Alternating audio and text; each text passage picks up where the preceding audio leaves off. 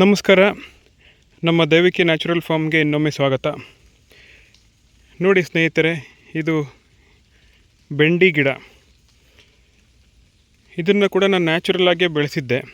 ಬೀಜನ ಹೀಗೇ ಚೆಲ್ಲಿ ಬೆಳೆಸಿದ್ದೆ. ತುಂಬ ದಪ್ಪ ಆಗಿರೋದ್ರಿಂದ ಈ ಥರ ಅದನ್ನು ಕಿತ್ತಿದ್ದೀನಿ, ಬೇರುಗೂಡಾಗಿ ಕಿತ್ತಿದ್ದೀನಿ.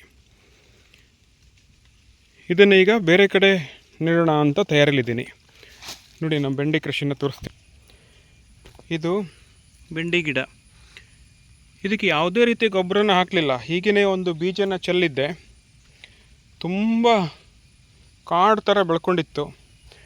ಹಾಗಾಗಿ ಏನು ಮಾಡಿದೆ, ಇವಾಗ ಇದನ್ನು ಒಂದೊಂದಾಗಿ ಕೀಳ್ತಾ ಇದ್ದೀನಿ. ಒಂದು ಅರ್ಧ ಫುಟ್ ಜಾಗ ಬಿಟ್ಟು ಯಾಕೆಂದರೆ ಅದು ಕೂಡ ತುಂಬ ಹತ್ತಿರ ಆಗಬಾರ್ದು. ಈ ಥರ ಇದನ್ನ ತೆಗೆದಿರೋದು. ಅರ್ಧ ಫುಟ್ ಜಾಗ ಬಿಟ್ಟು ಈ ಥರ ಮಿಡ್ಲಲ್ಲಿರೋ ಗಿಡನ ತೆಗೆದಿದ್ದೀನಿ. ಇವಾಗ ಸ್ವಲ್ಪ ಮಳೆನೂ ಬರ್ತಾ ಇರೋದ್ರಿಂದ ಮಣ್ಣು ಮೆತ್ತಿಗಿತ್ತು. ನೋಡಿ, ಇದು ಯಾವುದೇ ಗೊಬ್ಬರ ಹಾಕಿದ್ದೇ ಬೆಳೆದಿರೋದು. ಜಸ್ಟ್ ಬೀಜ ಹಾಕಿದ್ದೆ, ತುಂಬ ದಷ್ಟಪುಷ್ಟವಾಗಿ ಬೆಳೆದಿತ್ತು. ತುಂಬ ಹತ್ತಿರ ಆಗೋಯ್ತು ಅಂತ ಈಗ ತೆಗೆದಿದ್ದೀನಿ. ಅದನ್ನು ತೆಗೆದಿರೋ ಗಿಡನೂ ನಾನು ಬೇರೆ ಕಡೆ ನೆಡ್ತೀನಿ. ಅದಕ್ಕೆ ಯಾವುದೂ ಗೊಬ್ಬರ ಹಾಕೋದಿಲ್ಲ, ಹಾಗೇ ನೆಡ್ತೀನಿ. ಯಾಕೆಂತಂದರೆ ನಾನು ನ್ಯಾಚುರಲ್ ಫಾರ್ಮಿಂಗಲ್ಲಿ ನಂಬಿಕೆ ಇರೋನು. ನ್ಯಾಚುರಲ್ ಆಗಿಯೇ ಅದು ಗೊಬ್ಬರನ ಕಂಡುಹಿಡ್ಕೋಬೇಕು. ಮಳೆಗಾಲ ಆಗಿರೋದ್ರಿಂದ ನೀರನ್ನು ಕೂಡ ಕೊಡೋ ಅನಿವಾರ್ಯತೆ ಇಲ್ಲ. ನೀರನ್ನು ಹಾಕ್ದೇನೆ ಇಲ್ಲೊಂದಿಷ್ಟು ತೆಗೆದಿಟ್ಟಿದ್ದೀನಿ. ತುಂಬ ಗಿಡ ಇತ್ತು. ನೇಚರಲ್ ಆಗಿ ನೀರು ಬರುತ್ತೆ, ಮಳೆ ಬೀಳುತ್ತೆ. ಸೊ ನಾನು ಜಸ್ಟ್ ಇದನ್ನು ನೆಟ್ಟರೆ ಆಯ್ತು ಅಷ್ಟೇ. ನೋಡಿ, ಇಲ್ಲಿ ನೋಡ್ಬೋದು, ಇಷ್ಟೊಂದು ಗಿಡ ಇದೆ. ನಮ್ಮ ಹುಡುಗ ನೆಡ್ತಾ ಇದ್ದಾನೆ. ಎಷ್ಟು ಹತ್ತಿರ ಬಂದುಬಿಟ್ಟಿತ್ತು ಅಂದರೆ ಇದೊಂದು ಸೊಪ್ಪಿನ ಹೊರೆ ಥರ ಕಾಣ್ತಾ ಇದೆ. ಅಂಗಡಿನಲ್ಲಿ ಸೊಪ್ಪು ಮಾರ್ತಾರಲ್ಲ, ಆ ಥರ ಸೊಪ್ಪಿನ ಹೊರೆ ಥರ ಇದೆ. ನೋಡಿ, ಇದನ್ನು ಗೊಬ್ಬರ ಏನೂ ಹಾಕ್ತಾಯಿಲ್ಲ. ನಮ್ಮ ಹುಡುಗ ಹಾಗೇ ನೆಡ್ತಾ ಇರೋದು. ಒಂದು ಅರ್ಧ ಫೂಟಿಗೆ ಡಿಸ್ಟೆನ್ಸ್ ಕೊಟ್ಟು ಈ ಥರ ಇವಾಗ ಇಲ್ಲಿ ಖಾಲಿ ಜಾಗದಲ್ಲಿ ನೆಡ್ತಾ ಇದ್ದೀವಿ. ಮಳೆ ಬರುತ್ತೆ, ಸ್ವಾಭಾವಿಕವಾಗಿ ಮಳೆ ಬರುತ್ತೆ. ಈ ವರ್ಷ ಚೆನ್ನಾಗಿದೆ ಮಳೆ. ಸೊ ಅದಕ್ಕೋಸ್ಕರ ಯಾವುದೇ ರೀತಿಯ ಗೊಬ್ಬರ ಹಾಕ್ತಾಯಿಲ್ಲ, ಹೀಗೇ ಮಣ್ಣಲ್ಲಿ ನೆಡ್ತಾ ಇದ್ದೀವಿ. ನ್ಯಾಚುರಲ್ ಆಗಿ ಬರಬೇಕದು.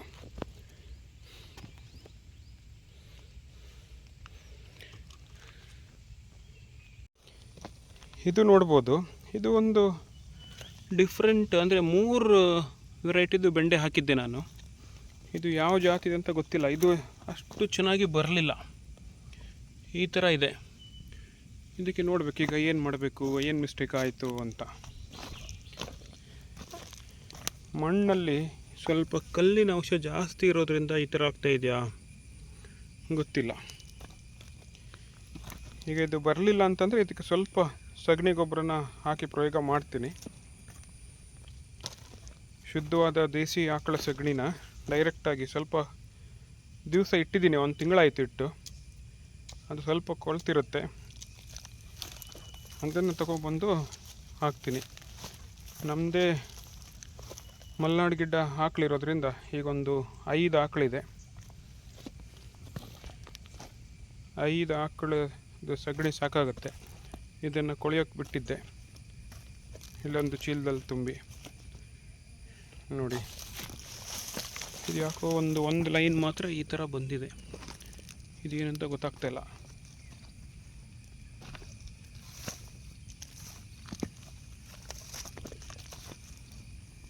ಇದನ್ನು ಸ್ವಲ್ಪ ಸಗಣಿ ಹಾಕಿ ಟ್ರೈ ಮಾಡಿ ನೋಡ್ತೀನಿ. ಇದನ್ನು ಅಪ್ಡೇಟನ್ನ ಇನ್ನೊಂದ್ಸಲ ಕೊಡ್ತೀನಿ. ಇಲ್ಲೂ ನೋಡ್ಬೋದು, ಇಲ್ಲೂ ಚೆನ್ನಾಗಿ ಬಂದಿದೆ. 3 ವೆರೈಟಿ ಇತ್ತು, ಇದು 2ನೇ ವೆರೈಟಿ ತೋರಿಸಿದೆ. ಈಗ 3ನೇ ವೆರೈಟಿ ತೋರಿಸ್ತಾ ಇದ್ದೀನಿ. ನನಗೆ ಯಾವ ವೆರೈಟಿ ಅನ್ನೋದು ಮರ್ತೋಗಿದೆ. ಒಂದು ಹಸಿರು, ಇನ್ನೊಂದು ಕಲರ್ ಬೆಂಡಿ, ಒಂದು ಬಿಳಿ ಬೆಂಡಿ. ಈ ಥರ 3 ಬೀಜನ ತರಿಸಿದ್ದೆ. ಕಾಳಪ್ಪ ಅಂತ ಮೈಸೂರು ಪಿರಿಯಾಪಟ್ಟಣದಿಂದ ಅವರು ಇದೇ ಥರ ನ್ಯಾಚುರಲ್ ಫಾರ್ಮಿಂಗ್ ಮಾಡ್ತಾರೆ. ಅವ್ರ ಹತ್ರನೇ ತರಿಸಿದ್ದು ದೇಸಿ ಸೀಡ್ಸನ್ನು, ಬೀಜನ. ಆದರೆ ಎಲ್ಲಿ ಯಾವ ವೆರೈಟಿ ಹಾಕಿದ್ದೆ ಅನ್ನೋದು ಮರ್ತೋಗಿದೆ. ಇದು ಚೆನ್ನಾಗೇ ಬಂದಿದೆ ನೋಡಿ. ಡಿಸ್ಟೆನ್ಸ್ ಕೂಡ ದೂರನೇ ಇದೆ. ಈ ಥರ ಚೆನ್ನಾಗಿ ಬಂದಿದೆ. ಇದಕ್ಕೇನು ಅವಶ್ಯಕತೆ ಇಲ್ಲ.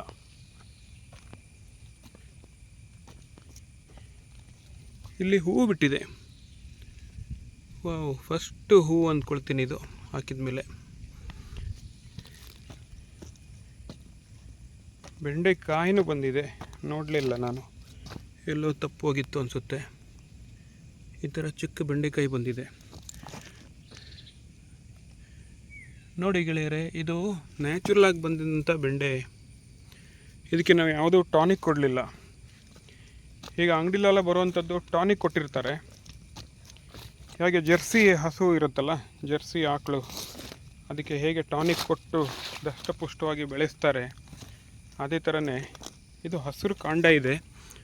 ಹಾಗಾಗಿ ಇದು ಹಸಿರು ಬೆಂಡೆ ಏನಾದರೂ ಇರ್ಬೋದೇನೋ. ಈ ದಷ್ಟಪುಷ್ಟವಾಗಿ ಬೆಳೆದಿರೋದು ಯಾವುದು ಚೆನ್ನಾಗಿರೋದಿಲ್ಲ. ನ್ಯಾಚುರಲ್ ಆಗಿ ಚಿಕ್ಕದಾಗಿ ಬಂದ್ರೂ ಅದು ಆರೋಗ್ಯಕ್ಕೆ ತುಂಬ ಒಳ್ಳೆಯದು. ನಾವು ಅದನ್ನು ಏನೇನೋ ಟಾನಿಕ್ ಕೊಟ್ಟು ಯಾವುದ್ಯಾವುದೋ ಗೊಬ್ಬರ, ಕೆಮಿಕಲ್ ಗೊಬ್ಬರ ಹಾಕಿ ಅದನ್ನು ಬೆಳೆಸ್ಬಿಡ್ತೀವಿ. ಗಿಡಗಳು ಒಂದೇ ಥರ ನೋಡೋಕ್ಕಿರುತ್ತೆ. ಬೆಂಡೆಕಾಯಿ ಕೂಡ ತುಂಬ ಚೆನ್ನಾಗಿ ಬಂದಿರುತ್ತೆ ನೋಡೋಕ್ಕೆ, ಆದರೆ ಅದರಲ್ಲಿ ಯಾವುದೇ ಔಷಧಿ ಗುಣ ಇರುತ್ತೆ. ಅದನ್ನು ತಿಂದವರು ಕೂಡ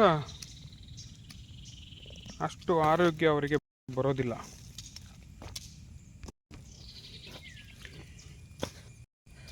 ಇನ್ನೊಂದು ಸಲ ಕುಂಬಳ ಬಳ್ಳಿ ಹಾಕಿದ್ವಿ. ಆ ಕುಂಬಳ ಬಳ್ಳಿ ಒಂದೆರಡನ್ನೂ ಚಿಗುರೋಗಿದೆ.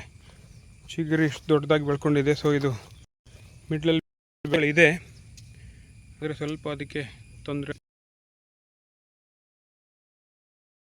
ಫುಲ್ ಬಿಸಿಲಲ್ಲಿ ಸ್ವಲ್ಪ ಮೊಬೈಲ್ ಆಫ್ ಆಗೋಯ್ತು, ಹೀಟ್ ಆಗಿದೆ ಅಂತ ಕ್ಯಾಮ್ರಾ ಆನ್ ಆಗ್ತಿರಲಿಲ್ಲ.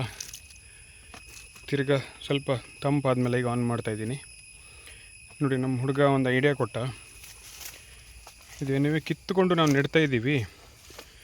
ಈ ಥರ 2 ಲೈನಲ್ಲಿ ನೆಡೋಣ, ಯಾಕೆಂತಂದರೆ ತುಂಬ ಗಿಡಗಳಾಗ್ಬಿಟ್ಟಿತ್ತು. ಹಾಗಾಗಿ ನಮ್ಮ ಹುಡುಗನ ಐಡಿಯಾ ಕೊಟ್ಟ, ಇದು ಈ ಥರ 2 ಲೈನಲ್ಲಿ ನೆಡ್ತಾಯಿದ್ದೀವಿ. ಇದು ಆ್ಯಕ್ಚುಲಿ ಬಿಸಿಲಲ್ಲಿ ನೆಡಬಾರ್ದು, ಆದರೆ ನಾವು ಬಿಸಿಲಿನಲ್ಲಿ ನೆಡ್ತಾಯಿದ್ದೀವಿ.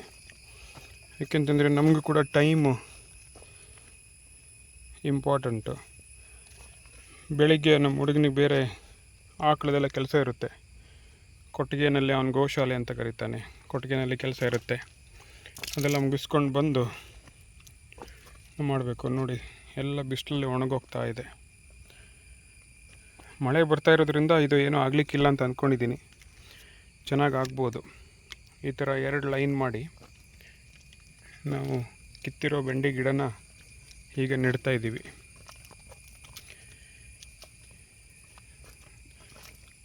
ಮುಂದಿನ ವಾರ ಇದು ಹೇಗೆ ಬೆಳೆದಿದೆ ಅನ್ನೋದನ್ನು ಅಪ್ಡೇಷನನ್ನು ಕೊಡ್ತೀನಿ. ದಯವಿಟ್ಟು ನನ್ನ ಚಾನಲ್ನ ಪ್ರೋತ್ಸಾಹಿಸಿ. ಇದು ಹೇಗಿದೆ ಅಂತ ಹೇಳಿ. ದಯವಿಟ್ಟು ಸಬ್ಸ್ಕ್ರೈಬ್ ಮಾಡಿ, ಬೇರೆ ನಿಮ್ಮ ಫ್ರೆಂಡ್ಸಿಗೆ ಕೂಡ ತಿಳಿಸಿ. ಈ ಥರ ನಾವು ಎಲ್ಲ ಲೈನ್ಸ್ ಮಾಡಿ ಇದರಲ್ಲಿ ಬೆಂಡೆ ಹಾಕ್ತಾಯಿದ್ದೀವಿ. ಇದು ಹೇಗೆ ಬಂದಿದೆ ಅನ್ನೋದನ್ನು ಮುಂದಿನ ವಿಡಿಯೋದಲ್ಲಿ ತೋರಿಸ್ತೀನಿ. ನಮಸ್ಕಾರ.